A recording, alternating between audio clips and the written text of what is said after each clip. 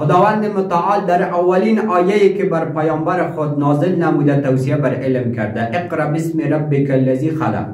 در آیه دیگر خداوند می‌فرماید: و هل یستوی الذین یعلمون والذین لا یعلمون. آیا کسایی که میدانند و کسایی که نمیدانند برابر است؟ روشنایی با تاریکی برابر است؟ پیامبر خدا صلی الله علیه و سلم در حدیث دیگر که امام مسلم روایت کرده می‌فرماید: طلب العلم فریضة علی کل مسلم.